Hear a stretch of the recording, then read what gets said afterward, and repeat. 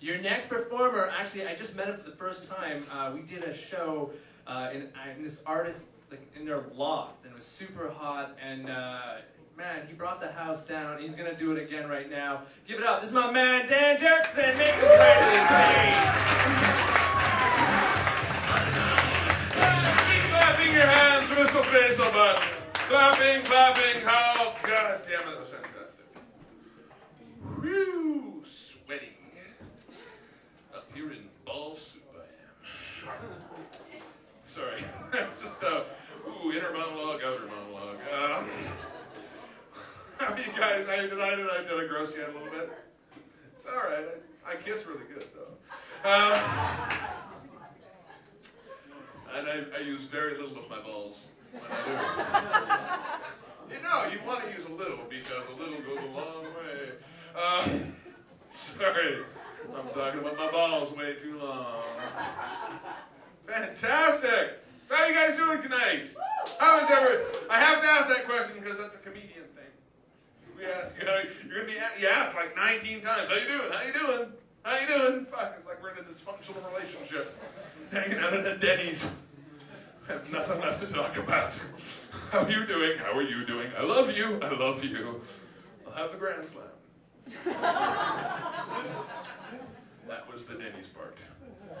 How are you doing? You having fun tonight? What's your name? Ready to play? Aline. How? And you enjoy the show? That's good. That's all I need to know. Cool. You bet you like me best? I love this guy. Oh man, I love. There's been a lot of like sort of racial comedy tonight. And I love racial comedy. Yes, I'm a bigot. No, no, I'm not. I'm racist. No. That's terrible. Let's talk about my balls. I'm uncomfortable. I just want to freak this guy out. No, but you come to a comedy show and you're always going to hear racial humor. You know, you're always going to hear like black comedians making fun of white people, and then white comedians will make fun of black people, and Middle Eastern comedians will make fun of Italians.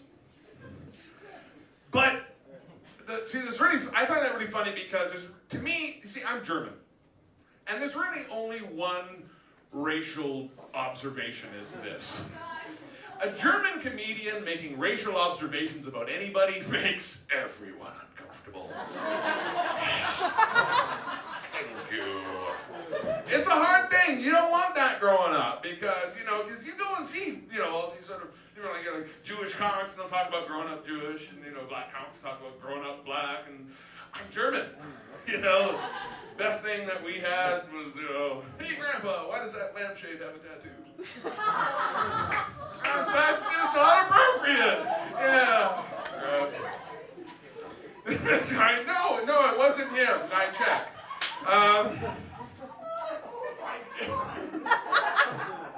I broke him. Yes. Anyways. Oh, man. I'm going to try some new offensive material here. You guys mind if I try a bit of new stuff? Excellent. See, that's what I like about doing this job is because if I was a doctor and said that, you'd be fucked. Oh, okay, here's some weird shit that I wrote. Oh, this is I went to the F1. I'm 40. I just turned 40, okay? And when I was young, yes, I know, I'm amazing looking. No, I'm not. I look like Dan from Roseanne. Or Roseanne. No, and I don't know, the younger generation of guys are getting a little bit different than I am. They're a little too sensitive from what I'm used to. Because I overheard this conversation at F1. All right, it's this. That was fucking awesome! Yeah.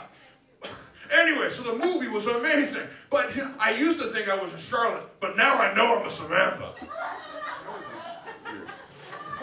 That was my Sex in the City joke. That'll last to the end of the summer. Thank you very much. Or until it drops to number 4. You guys, anybody have pets? Anybody have pets? Yeah, what do you have? You have a dog? What kind of dog? It's a little dog. It's a little dog. That's the breed, little. That's very good. I have a big house, little dog, medium-sized car, huge cock. What kind of your little dog do you have? It's a caring terrier. A caring terrier? Caring. A caring. It cares about you. Yeah, always. The dog's emotion is written into the breed. I have a bitchy Alsatian. What's that about? I have cats. Do anyone here have cats? I love cats. I've always had cats. But if you have cats, you probably have had this conversation. New people come over to your house the first time and they walk in and they do this. Oh, well, you have a really nice place. You have cats. Oh, yeah, because cats have that, what is it called? Yeah, box they poop in. That always smells like, well, a box of poop. And there is nothing that you can do about that unless you want them to be outdoor cats. And my cats aren't. They're indoor cats. And so we buy cat litter. And I just realized the other day, there is no adjective that you can put in front of the words cat litter that make it better. Unscented cat litter. Oh, there's nothing getting away on that cat poop smell. Fantastic. It's just pure and rich. That way you know it's working. Or scented cat litter. Because I want my cat poop to smell like old lady perfume. Fantastic. Or my favorite, scoopable cat litter. Because not only does it smell bad, but there's manual labor in the box. That's the funny part I like. But, and so my idea is, I think if you're going to do that, because you can't really, there's no whitewash in this. It's crappy. So, why not just make it at least sound cool? Magical explosive cat litter. Flammable cat litter. Gay cat litter. One in every 10 boxes. That was my gay cat litter joke. Thank you very much. Awesome. That's about it. Just before I go, I was going to do a joke.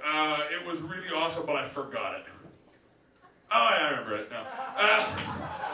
There we go. No, I was doing a show the other day. I was doing a show, and there's some people sitting in the front row, and I just had this conversation with these people in this front row, and there were these sort of 3 young girls, all about probably 19, 20, and they wouldn't stop talking to the whole show. And I was like, kept talking to them, and we had these sort of discussions and stuff. And at some point, I made this reference to like, well, listen here, Mary Kate Olsen, because she was very skinny. And I went really badly. But I thought, you know, whatever, the crowd seemed to like it, but she gave me a bad look. And anyways, I'm sitting there at the end of the bar having a drink at the end of the night, and she comes up, her friend comes up to me, and she goes, you know, that wasn't really sensitive. I went, sorry. Because she's got an eating disorder. And I went, oh, I feel really shitty. Tell you what, I'll send her a poutine in the barf bag. How about that? Anyways, that was the new stuff. Thank you very much, guys. You guys are awesome. Bring back Mr. Faithful. Dan Derkson. Keep it going for Dan Derkson, yo. Just to bring some attention, there's no controversy. Dan already won this contest earlier.